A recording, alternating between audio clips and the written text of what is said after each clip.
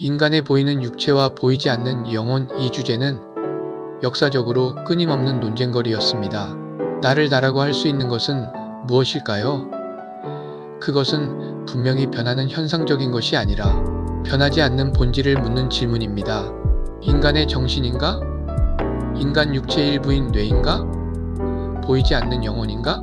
인간에 보이는 부분과 보이지 않는 부분을 설명할 때 육신과 사고 능력 등을 논하지만 영혼 문제는 혼란스러운 주제로 등장합니다. 사실 정신 능력은 뇌에서 나오는 기능입니다. 예를 들어 기억력이나 수리력 등은 뇌가 고장나면 사용할 수 없는 기능입니다. 결국 육신이 보이는 기능이라면 사고 능력은 육신에 보이지 않는 기능입니다. 그리고 영혼의 문제는 인간이 성장하기 위해 겪는 본질적인 변화에 대한 고찰로 쉽게 이해될 수 있습니다. 사람들은 자신이 소유하고 있는 물건을 비유나 상징으로 자신으로 표현하기도 합니다. 소유물은 나의 비유나 상징이 될 수 있는 나의 것이지 나 자체가 될 수는 없습니다. 나를 나라고 할 수 있는 것이 있다면 그것은 어떤 조건에서도 변함이 없는 본질적인 특징으로 지녀야 합니다. 육체나 정신도 나를 상징하는 비유가 될지 몰라도 그 자체가 나라고 할 수는 없습니다. 왜냐하면 육체나 정신은 나의 소유물이고 나의 현상이며 항상 변하는 것이기 때문에 나의 본질이 될 수 없습니다. 육신을 본질로 여기면 어린아이의 신체를 지녔던 나와 나이가 든 신체를 지닌 나는 본질이 변했기 때문에 별개의 서로 다른 나이여야 합니다. 그러나 아무도 그렇게 육체가 노화되어 변했다고 노화되기 전에 나가 노화된 후에 나와 다르다 하지 않습니다. 시간이 흘러 다양한 노화를 거친다 해도 아이 때나 어른 때나 항상 나는 하나의 존재였습니다. 육신은 본질이 아니기에 어떤 변화가 있었더라도 나는 아무런 변화가 없습니다.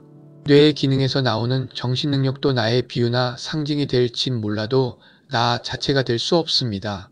정신 능력이 형성되는 학습 시기를 보냈던 어릴 때의 나와 나이가 들어 어느 정도 경험과 지식을 지닌 나는 두 명의 존재가 아닙니다.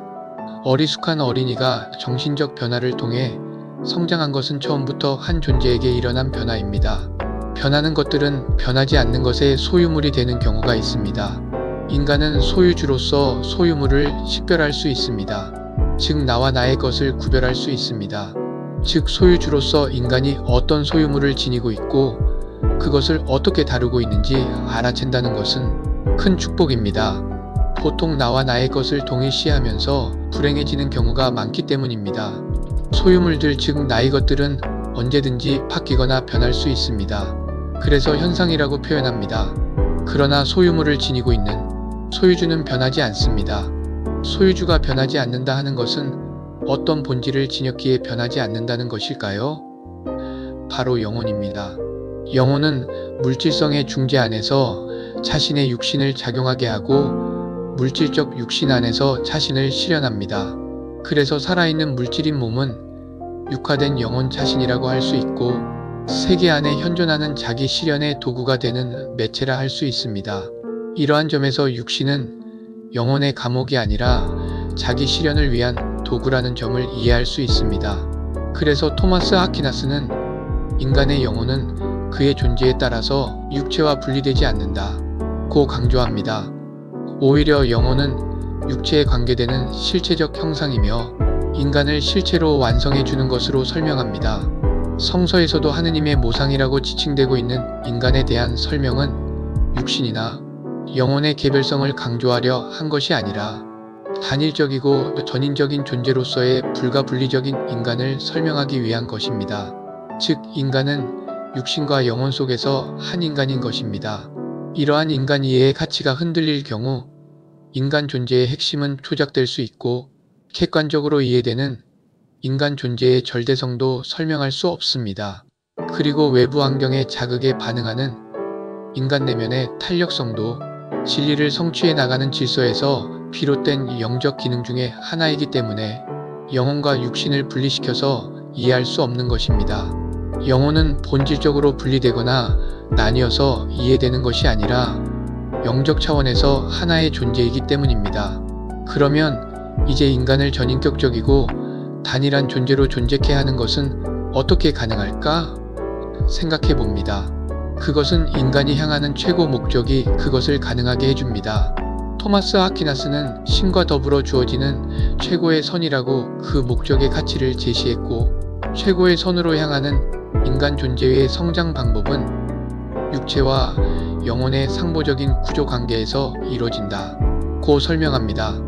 육체는 정신적 경험과 음식 섭취라는 소유 과정을 통해 성장하고 유지되는 구조를 지니고 있는데, 영혼은 소유가 아닌 비움, 무의 과정을 통해 성장이 이루어집니다.